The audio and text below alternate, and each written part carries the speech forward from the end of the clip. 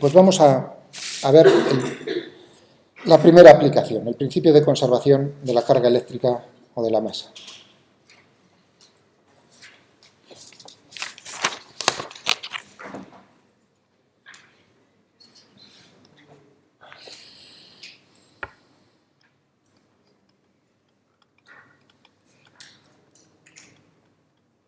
Conservación de carga.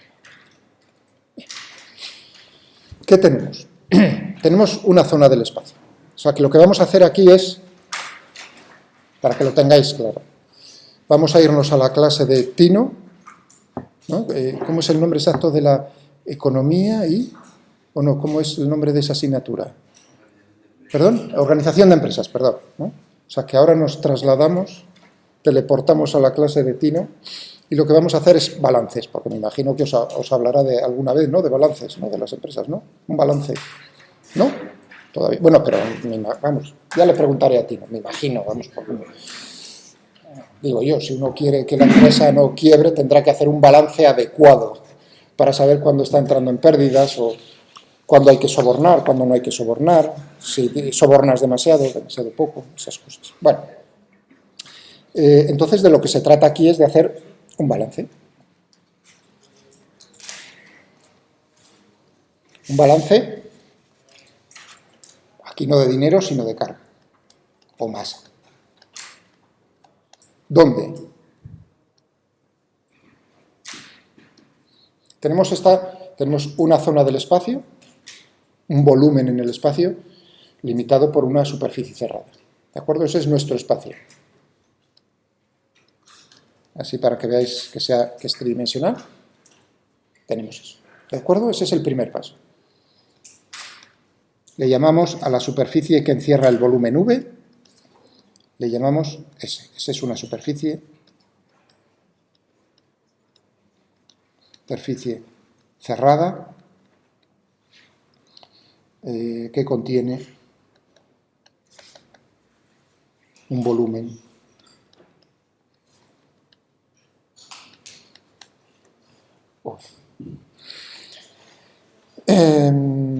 y ahora pues lo que tenemos es carga en el espacio. Y esa carga tenemos para vosotros, tenemos una distribución continua de carga.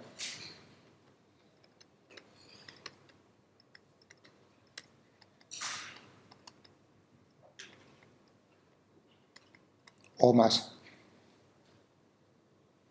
Entonces, si tenemos una distribución continua de carga eléctrica, tendremos una densidad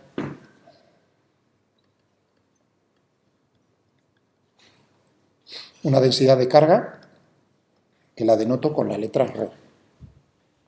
¿De acuerdo? Y esa carga eléctrica, yo no digo que esté quieta, o sea, se está moviendo en el espacio. ¿Con qué? Las cargas se están moviendo, esta distribución de cargas se está moviendo ¿con qué? Con una velocidad.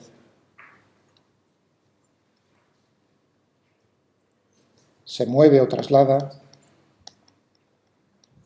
la carga con una velocidad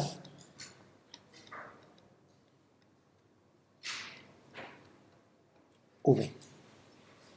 Es decir, que en un punto del espacio pues tendremos una densidad volumétrica ρ y se está desplazando con una velocidad que viene dado por el campo vectorial. ¿No? Vamos a, entonces, ese campo vectorial lo podemos representar de alguna manera con las líneas de campo, líneas de corriente.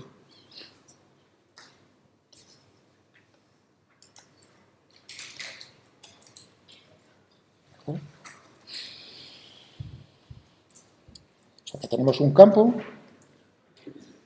vectorial que ya que está arrastrando la carga, por decirlo así, no va a ser solo la velocidad, sino que va a ser el campo ρ por v. Este campo recibe un nombre que es la densidad de corriente.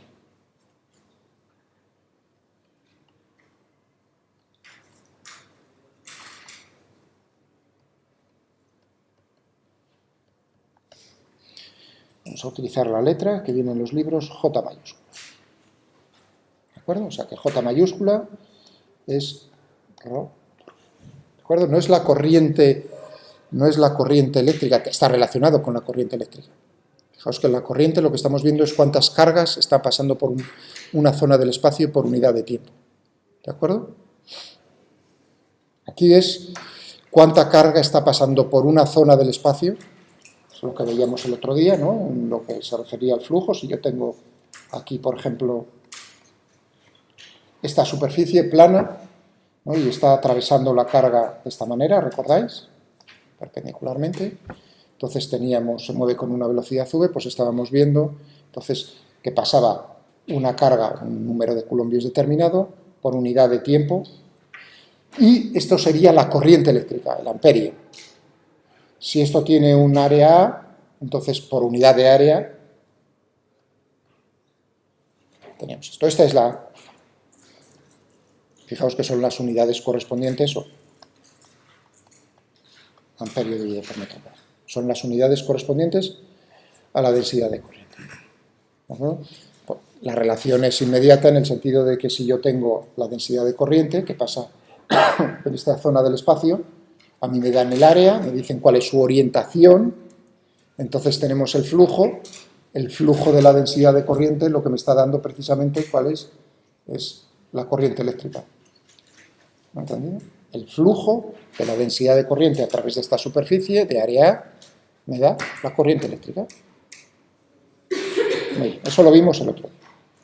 Bien, vamos a...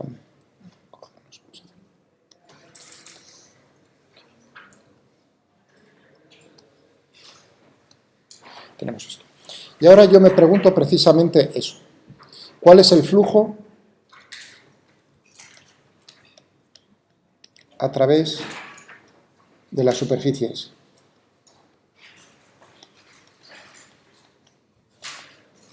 Vamos a notarlo con la letra φ. Pues φ va a ser, ya que es una superficie cerrada, de ρv,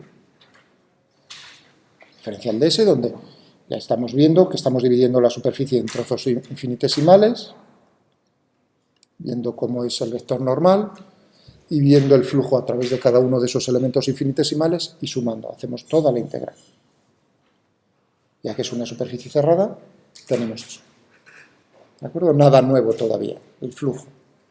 Bien, y ahora viene el momento de aplicar la ley física.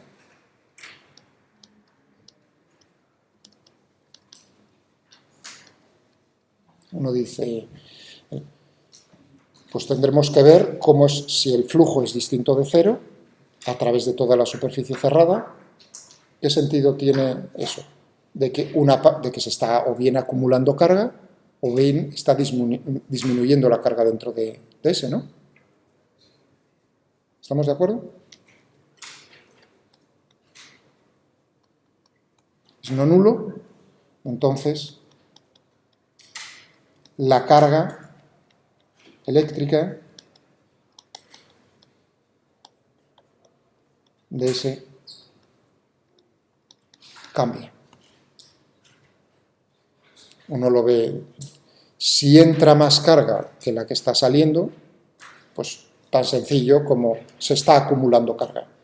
Si sale más carga que la que entra, pues entonces está disminuyendo. Fijaos ahora, cómo el convenio que teníamos a la hora de hallar el flujo. El convenio era que este vector era apuntando hacia afuera. Eso significa que si el flujo neto es positivo, la carga dentro de ese está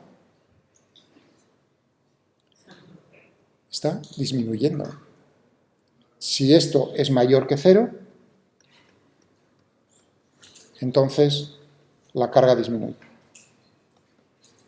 La carga total dentro del... La carga neta está disminuyendo. ¿Estamos de acuerdo? Si esto es negativo, esto significa que la carga aumenta. Muy bien, pues es precisamente esto lo que voy a poner en forma matemática. Yo le llamo a la carga dentro aquí, Q, ¿de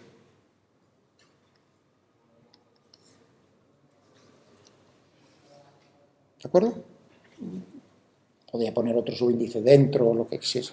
Total, la carga neta dentro. Voy a ponerlo en ese. Esta es. Muy bien. Entonces, lo que me está expresando esto es que phi va a ser, cuidado, si cuando phi es positivo lo otro disminuye, si no menos, ¿cómo es la variación de Q?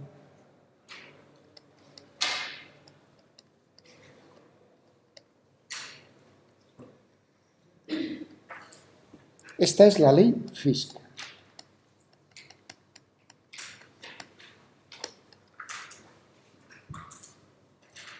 Simplemente estamos aplicando que la carga, por supuesto, si phi es, o sea, si el flujo es cero, lo que estaba diciendo es que la carga neta dentro de ese permanece constante, ¿no? O sea, que esto también lo podría haber puesto aquí. Si phi es cero, la carga neta permanece constante, ¿no? Si esa ley física no fuese así, es decir, que yo pudiese estar creando carga, ¿entendéis lo que os estoy diciendo? Si se pudiese crear carga en el espacio, de alguna manera, neta, carga neta, es decir, que yo pudiese estar creando electrones, sin a la vez tener que estar creando positrones. ¿Entendéis lo que os quiero decir? Entonces, esto no lo podría poner así. Es decir, el flujo, lo que viene de fuera, podría ser cero, pero a lo mejor dentro pues está creando carga, por lo tanto, esto ya sería distinto de cero. ¿Entendéis entonces la ley física? Esto ya no son matemáticas. Este igual no tiene nada que ver con la matemática. Este igual lo que me está expresando es una ley física. Está eso claro, cuando el igual de los otros teoremas es matemático, este igual es físico. Lo mismo que F igual a M por A, fuerza neta igual, ese igual no es nada más que una expresión de una ley física, la ley de Newton, la segunda ley de Newton. Bueno, pues vamos a ver cómo le damos, porque aquí la cosa es decir, yo quiero llegar así, esta y está todo correcto, pero vamos a darle, ahora sí, vamos a aplicar las sumas y las restas, o sea, los teoremas que hemos visto anteriormente para darle una forma a esta ley. ¿De acuerdo?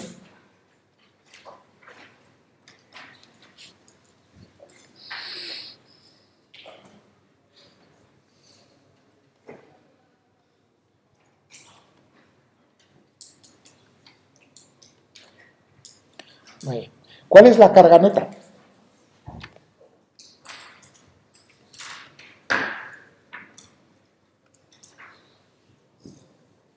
Pues yo simplemente tendré que ir sumando, si tengo en un volumen infinitesimal una carga que será ρ por el volumen, pues es sumar. Para todo el volumen considerado, el volumen V encerrado dentro de ese, que será ρ diferencial. ¿De acuerdo? Es decir, que lo que tenemos, esto era el flujo,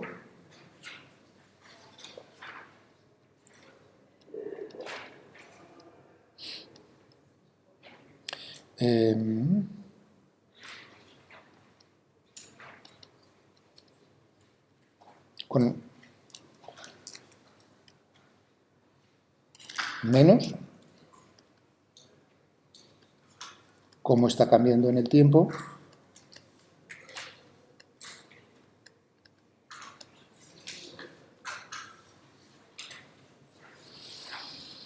ahora es donde empiezan las matemáticas. O sea, ahora es donde empieza, digamos, uno empieza a ver las...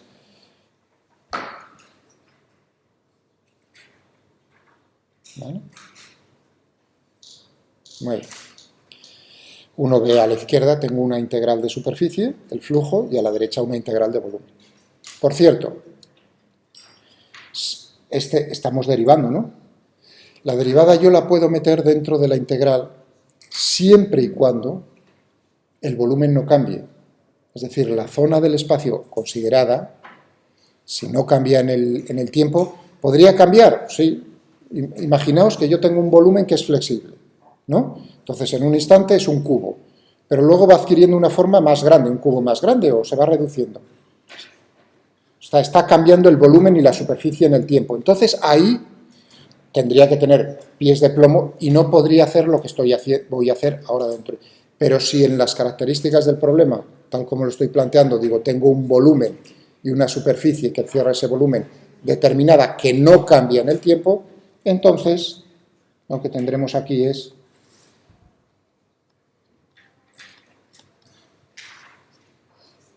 de la deriva.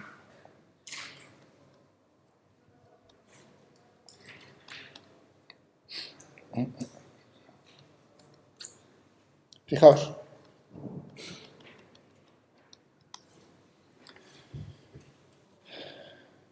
Ahí os estáis preguntando, las Ds estás poniéndolo como derivadas parciales. Claro, porque ρ depende en qué punto del espacio me encuentre y de qué instante de tiempo.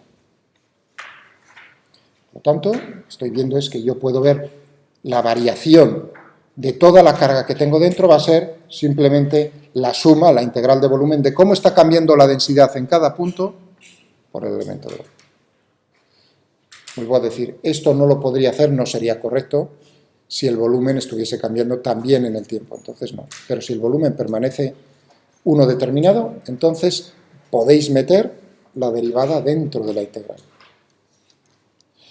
Muy bien. Es decir, que tendremos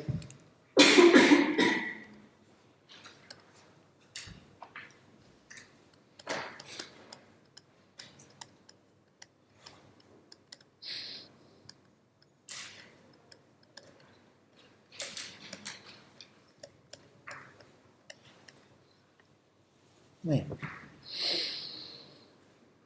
Perfecto. Y ahora viene el momento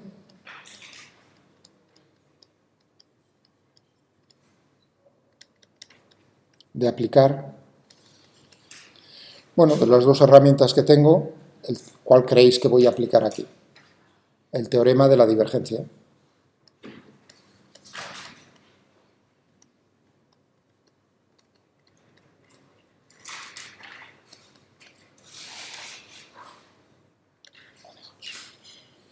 Y yo digo, el flujo a través de una superficie cerrada, voy a poner aquí a través de esto un igual. Esto es igual ¿a qué? ¿Qué me dice el teorema? Esto es la matemática, ¿eh?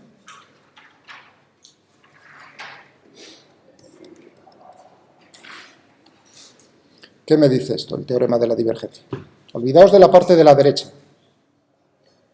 Olvidaos ahora de esto. Esto es la ley física. Pero ahora yo me estoy fijando en un término de esa ley, la parte de la izquierda. Y digo, yo puedo aplicarle el teorema de la divergencia, ponerlo de otra manera, expresarlo de otra manera. Y a mí me dice el teorema de la divergencia que esto tiene que ser igual a la integral de volumen, ¿no? ¿De qué? De la divergencia del campo. ¿Cuál es el campo? Este, ¿no? La divergencia de ρ por v, la integral de v. Esto, ese igual que he puesto en rojo, eso es puras matemáticas. No hay nada físico ahí. ¿Está eso claro? De verdad, o sea, si miráis esto de memoria, es imposible que lo pillen. O sea, es darse cuenta dónde uno está trabajando con una herramienta matemática y dónde está trabajando con un principio físico. Os he dicho, aquí, en este punto, ese igual tiene un sentido físico. Eso es porque el mundo está hecho de la manera que creemos que está hecho. Pero este igual es un teorema matemático. Muy bien, eso quiere decir que entonces si esto es igual a esto tiene que ser lo mismo que esto que tengo a la derecha. Y ya nos estamos acercando, nos estamos quemando ya prácticamente.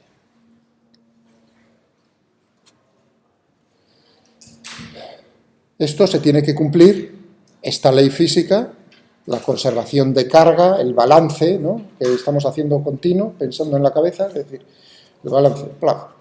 Esto es cierto para cualquier empresa, iba a decir, para cualquier volumen, para cualquier superficie. Esto es cierto. O sea, nosotros planteamos, y esta es una ley física que creemos y experimentalmente nos dice que es correcta. Pero aquí ahora viene el momento de decir, ¿y para qué volumen? Para el volumen que a ti te dé la gana. Eso de decir que sea el volumen que a ti te dé la gana significa que solo puede ser igual lo de la izquierda a lo de la derecha si lo de dentro de la integral es naturalmente lo mismo. Es decir, que tendremos como conclusión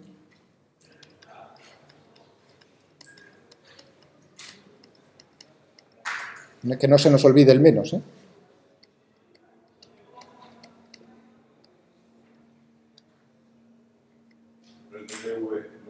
Uy, perdón, sí, perdón. Gracias, muchas gracias.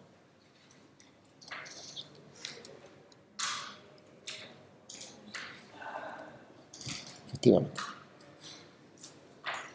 Muy bien. Y esta es la ecuación de continuidad.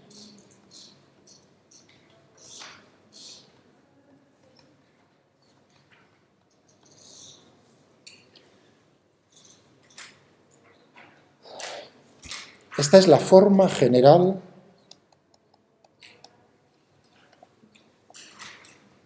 con lo de general significa que no he hecho ninguna suposición, ningún caso particular, es general, no es un caso particular, esta es la ecuación general.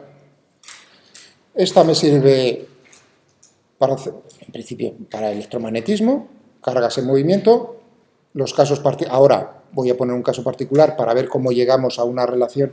Me sirve para fluidos en movimiento, o sea que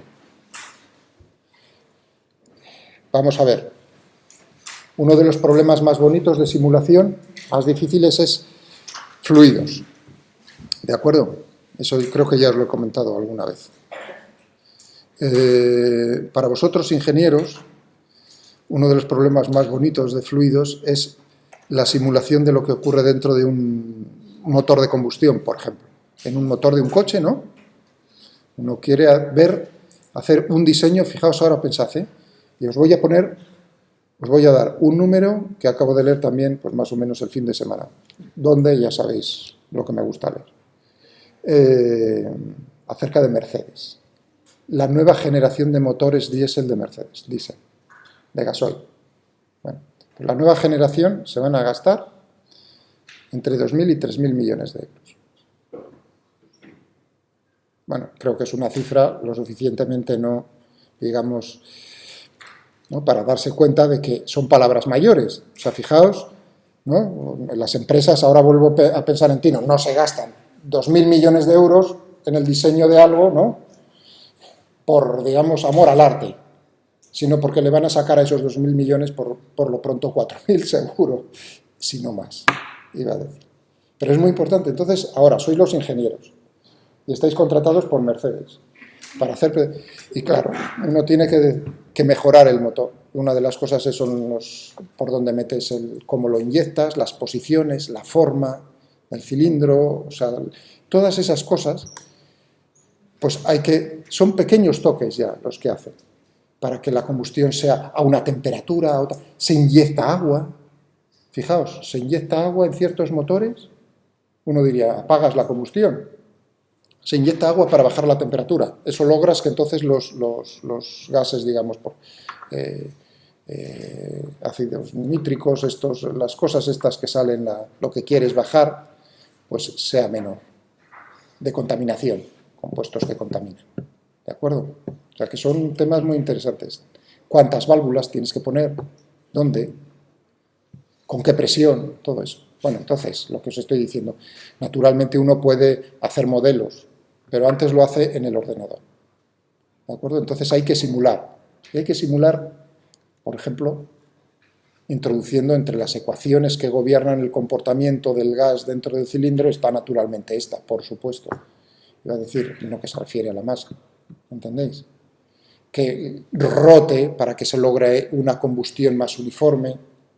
Todas esas, cómo tienes que inyectar, con qué ángulo tienes que inyectar el combustible, el aire, ¿no? Para que la combustión sea más homogénea. Todas esas cosas. Es muy bonito. Bueno, ya veis que me emociona. Casos particulares. Antes de... Aquí he puesto dos formas, ¿no? Bueno, las dos están expresando la misma ley física. Uno diría, aquí tienes integrales y ahí no tienes integrales. De hecho, aquí, ¿qué es lo que tenemos? Son derivadas. Esta es la forma integral,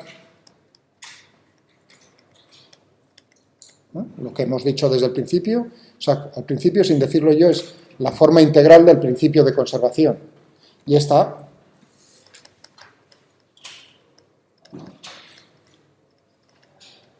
es la forma diferencial. Son equivalentes, por supuesto. ¿De acuerdo? Si una es cierta, la otra te la da y al inverso.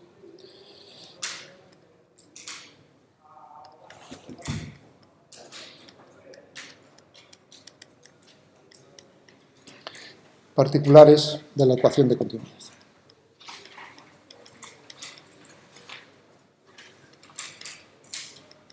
Pues hombre, uno piensa inmediatamente, si se están moviendo cargas o la masa en el espacio, pero no se acumula.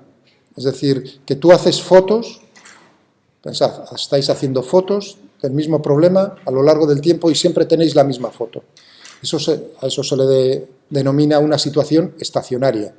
No es que no haya movimiento, ¿entendéis? Se está moviendo la carga, se está moviendo la masa, lo que significa es que es independiente del tiempo. Hay movimiento, pero esa situación es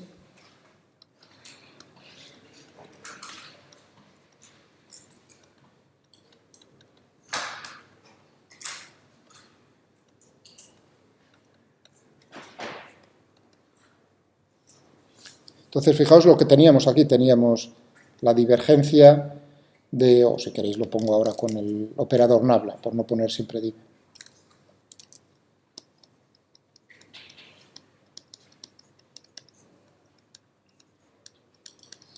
Si esto es independiente del tiempo, significa que ρ solo depende de R, no depende de T. Esto significa que es cero. Por lo tanto,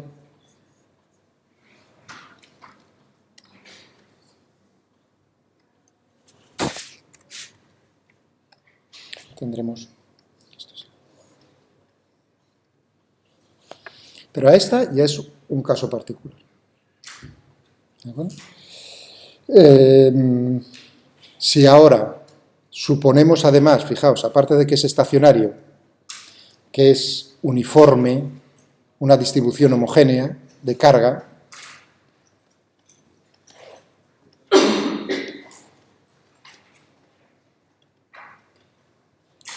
esto significa que ρ es el mismo para todos los puntos del espacio, ¿no? Eso nos dará que lo puedo sacar fuera de la divergencia.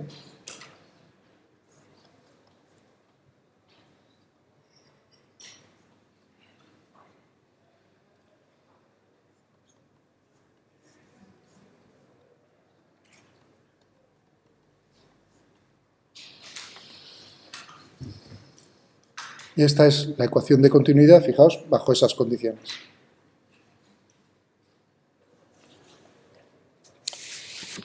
Bien. Recuerdo que esto es, si estoy pensando más en electromagnetismo,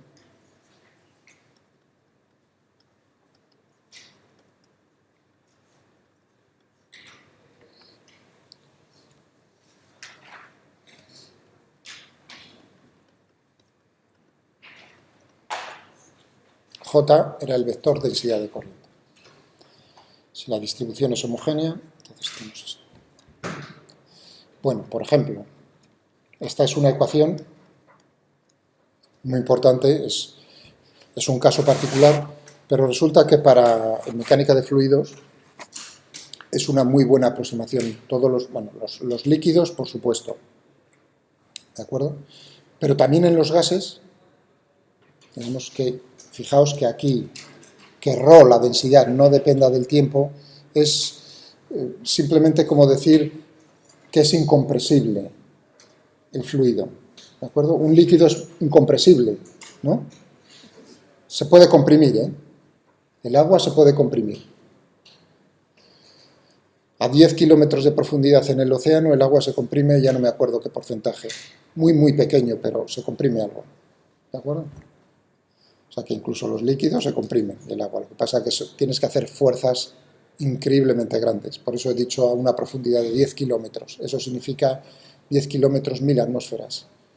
Fijaos, menuda presión lo que ella lleva.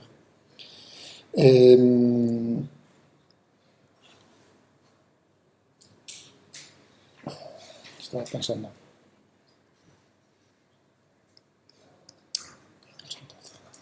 Bueno, dejémoslo. Que esto es, digamos, esta es una ecuación... Ah, sí, estaba pensando algo, quería decir y se me olvidó.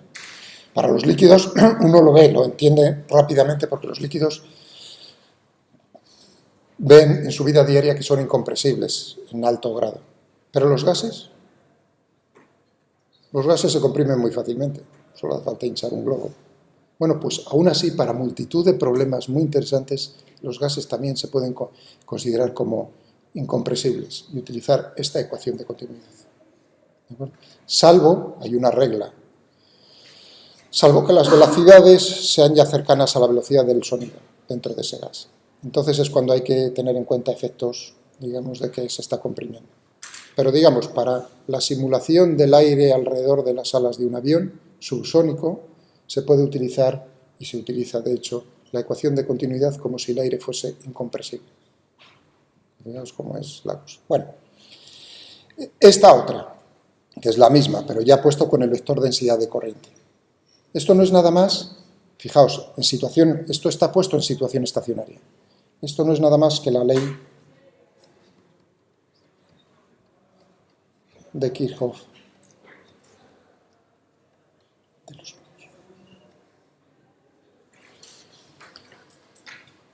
¿Qué zona del espacio estamos? La ley de Kirchhoff de los nudos se utiliza en su forma integral, pero es esto, o sea, es decir, tienes una situación estacionaria, tienes, por ejemplo, un cable que se te bifurca, ¿no? Está pasando corriente por este cable, de tal manera que entonces una parte de las cargas se te van por un lado, otra parte se te va por el otro, y si yo cojo como volumen, superficie cerrada, este que he punteado ahí, justo donde el nudo, pues naturalmente puedo decir lo mismo. Lo que entra menos lo que sale es lo que permanece dentro, lo que cambia, cómo se va acumulando la carga. Entonces, en la ley de Kirchhoff de los nudos, lo que ocurre es que nosotros decimos que nunca se llega a acumular, que la situación es estacionaria, porque si se acumulase, las fuerzas electrostáticas ahí harían que la carga se redistribuyese inmediatamente. El tiempo de redistribución dentro de los nudos es tan pequeño, que digamos la situación estacionaria es una aproximación muy, muy buena. ¿De acuerdo? Entonces, lo que entra, si esto es la corriente I1, esta es I2 y esta es I3, lo que me está diciendo esta ecuación no es nada más que I1 es igual a I2. Os recuerdo que la intensidad de corriente fue lo que dije hace un rato. La intensidad de corriente no es nada más que el flujo de la densidad de corriente a través de una superficie. Aquí tenéis la densidad de corriente. Vale. Muy bien.